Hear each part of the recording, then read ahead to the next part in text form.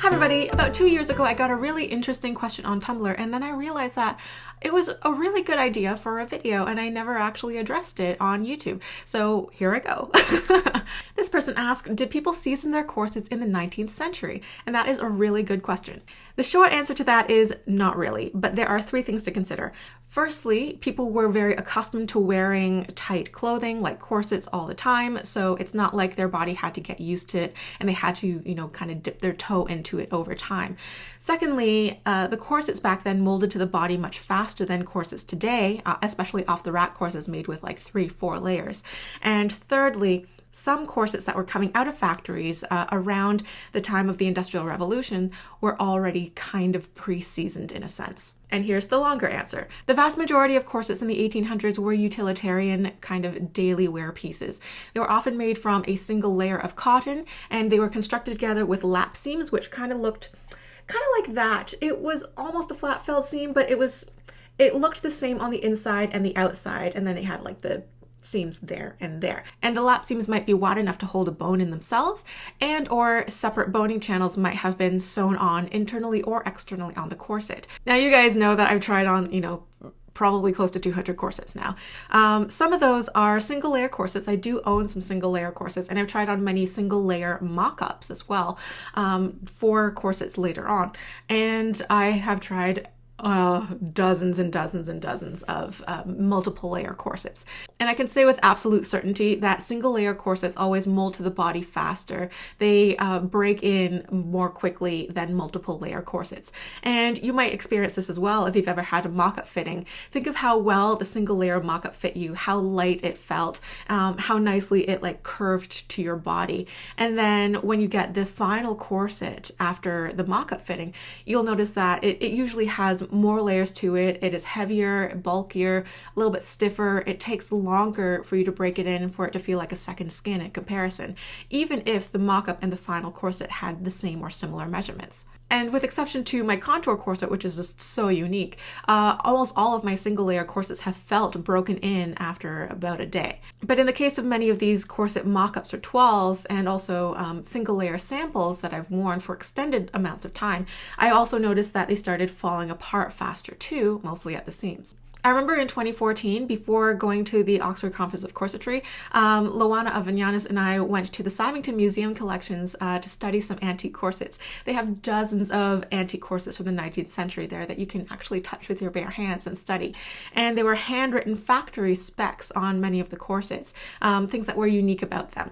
But one of them in particular caught my eye because this one said that it was sewn with a stitch length of 26 stitches to the inch, which means that each stitch in those antique corsets are less than 1 millimeter long. Compare that to an off-the-rack corset today, which has a stitch length of maybe 8 or 9 stitches per inch.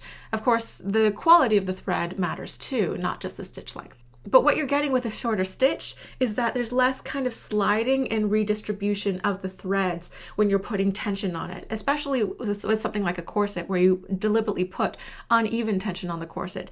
The most amount of pressure is at the waist, with a gradient of less pressure or tension coming up to the ribs and down to the hips. So with less sliding around of the stitches, you're also getting less of a shear force where it's kind of like shredding the top layer of the thread.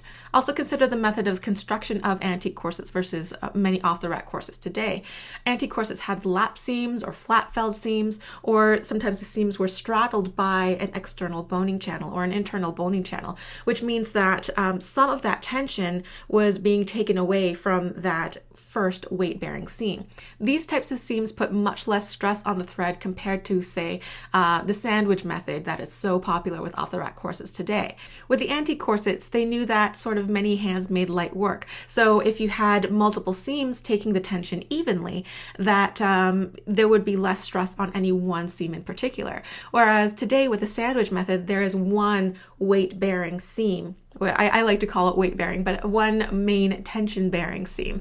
And with such quick construction, they're not really going over the same seam multiple times so that multiple threads are holding it in place. It's really kind of usually just one. So those are the differences between the seams and the thread and the construction between antique corsets and modern ones. But it's also important to talk about the bones. Remember that prior to steel bones, the corsets contained whalebone. More specifically, it was a cartilage. If you remember watching Pinocchio or even Finding Nemo, the type of baleen whale that had many very skinny, long comb-like teeth that looked almost like straw. And that's what they used for corsets at the time. And they even stripped it thinner and thinner so that it would be more malleable, more lightweight. So the whale bones were thinner and lighter, and when exposed to warmth and moisture, like your body heat and the perspiration from your body, it even became more malleable and could be bent in pretty much any direction. It's similar to when you take a bath and you take your fingernail and you're able to bend it, and it will be less likely to break when it's softer and when it's soaked in water. So when you put on the corset, your warmth and your perspiration from your body would soften the corset more and more easily than a corset, say, with steel. And when the corset was removed, those bones would get the chance to cool and dry out and could retain the shape of its wearer. So a corset made with baleen was definitely more immediately figure hugging than if you were to buy one of those budget corsets made with all flat steel bones, like the very rigid ones that are very hard to mold to your body. I really don't like those ones. You guys know that I'm pretty loyal to my spiral steel bones, even though they don't act the same way as baleen. And I don't have a good segue for this, but one side note that I want to put in here is that anthropologist Rebecca Gibson had studied the skeletons of impoverished French women in the 1800s. And she said that it wasn't uncommon for corsets to be passed down from, say, mother to daughter or mistress to maid. So hand-me-downs and secondhand corsets were actually a thing in the 18th and 19th centuries. So in that sense, if there were a young lady that was just starting to get into waist-reducing corsets and they get their first corset secondhand, obviously is going to be pre-seasoned. But another thing to note is that Gibson's research also showed that just because the corsets were pre-seasoned or broken in does not necessarily mean that they fit well, because the corset might not have matched their measurements. But now let's focus on what I alluded to about pre-seasoning corsets. So after the Industrial Revolution in the 1830s, more off-the-rack corsets were becoming popular at the time. And some factories actually steam molded their corsets, which is a kind of pre-seasoning before it ever sees a body. And you can see one example of this on the website for the V&A Museum, and I'll link that in the cards below. This page says, to improve shape, performance, and comfort, manufacturers claimed numerous inventions. One of the most successful was a steam molding process developed by Edwin Izod in 1868 and is still used in the 1880s to create elegant corsets such as this one. The procedure involved placing a corset wet with starch on a steam-heated copper torso form until it dried into shape. The result was a beautifully formed corset whereby, quote, the fabric and bones are adapted with marvelous accuracy to every curve and undulation of the finest type of figure, end quote, from the Ladies' Gazette of Fashion Advertisement, London, July 1879. And if there are any of my viewers in Pennsylvania, this corset is currently displayed at the Frick Art and Historical Center in Pittsburgh. So although Victorians didn't have a seasoning regimen the way that it's been popularized today, their corsets were very different to modern corsets. Today, the corsets that are coming out of factories, they lay fairly flat. They often contain multiple layers of fabric and often a mix of fibers too, like polyester. They're decidedly crunchy due to the starch and the sizing in it. Modern corsets today almost exclusively contain steel bones, which don't change properties when exposed to body heat. And consider the fact that most people today are not accustomed to wearing restraining clothing. Almost all clothing today contains, at least a small amount of spandex or lycra for comfort and stretch and positive ease. Even jeans today are made with a little bit of lycra in them. And when you're exposed to the exception of this sort of modern clothing rule, say somebody puts on a nice work suit that has no stretch to it, and they think that's confining enough. So imagine if they were to put on a corset for the first time and they're introduced to the concept of negative ease. Positive ease is when you put on something and it stretches to conform to your natural body. With negative ease, it is actually forcing your body to conform to its shape instead. So what I personally found, and what I found with most other people when they're really new to wearing corsets, is that they have a much more positive association with a corset if they only wear it gently for a small amount of time and build up from there. They're kind of building tolerance to the corset, the same way that you don't necessarily start with 6-inch heels. Like you might start with like a kitten heel, or like baby heels, and work your way up from there. That's much more tolerable, and you would have a much more positive association with it, as opposed to, taking 6 to 8 inches off of your waist immediately and wearing it like that for 12 hours. For this reason, I consider the seasoning or breaking in process as important for the novice's body, or actually probably more important for the person's body than it is for the corset. Victorians, on the other hand, had no stretch or lycra to their clothing per se, although, they did have pleats and gathers in different places of their clothing, and, those things can do what they can. But they also wore stays from childhood. Now, these stays would not be like adult corsets. They would not take much, if anything, off of their waist. They were usually corded instead of boned, and they usually fastened with buttons instead of laces. But they would be quite snug and close-fitting to their natural waist measurement. And when I measured, children when I was making like dresses and things back when a lifetime ago when I had that little side business, I noticed that a lot of little kids had a waist of, 20 inches, 21, 22 inches. It would probably be a lot easier if a child were to, start at that waist and hold that waist measurement steady while the rest of their body grew, than it is to start with somebody who has a 40-inch natural waist and get them down to 20 inches.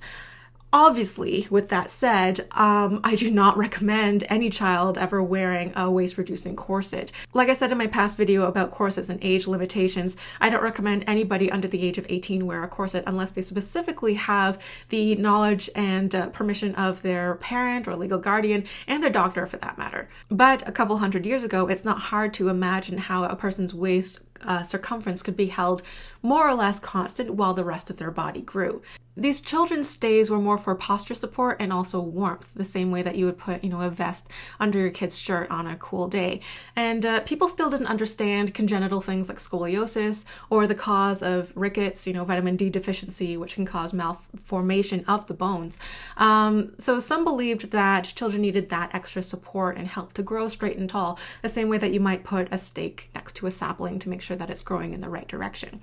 So obviously the children might not have tight lace, but rather more worn it for support. And even as the ladies grew older, they might not have tight laced either. They might have only cinched, maybe 2 or 3 inches. And so even with their kind of light reduction corset worn daily, their wear might not be quite as rigorous on a corset as somebody who laces down 6 to 8 inches, the really tight lacing it and wearing it like that for 23 hours a day, 7 days a week. And like I said before, they were inevitably quite accustomed to the confining nature of non-stretch clothing. One last thing I want you to consider is how long a typical corset lasted back then. So some corset brands actually boasted that they're guaranteed to last 12 months, which implies that a lot of other corset brands and styles did not last as long as a year. But as we know from Gibson's research, hand-me-downs were not uncommon, so those corsets probably got quite a few years of use, and they were mended and repaired where they could be. Some Victorian women might have bought a new corset every few years, while some other women might have bought corsets up to multiple times in a year, depending on the family's wealth, the quality of the corset, the amount of wear and tear from the woman's activities, what kind of work that she was doing in her day. And also some very wealthy women might have had multiple corsets at the same time, like one daily wear corset, one special occasion corset for dances and such. But kind of like how many bra manufacturers say that you should remeasure yourself and buy a new bra, every 6 months, at least every year. I think that it was a kind of a similar sentiment in the Victorian times, where they would find it unreasonable to expect a corset to last 5 or 10 years or even up to a lifetime back then, the way that some people kind of expect modern corsets to last. And I know that modern corsets are very expensive, but depending on how much you use them and your amount of work and everything, it might not be reasonable to expect your corset to last a lifetime either. So I hope this put to rest your curiosity as to why seasoning as we know it today was not really a thing in the Victorian era, but it was also not really required because people's tolerance to clothing was different. The construction process of corsets were different. Hand-me-downs and secondhand corsets were a thing, so they were already pre-seasoned, and some brands already kind of pre-seasoned by molding their corsets before they were even bought by anybody and worn for the first time. So I hope you enjoyed this video and found it helpful or educational. If you did, please remember to click that like button below as it helps support this channel. If you have any comments or questions, feel free to leave a comment down below. Thank you guys so much for watching, and I will see you all in the next video.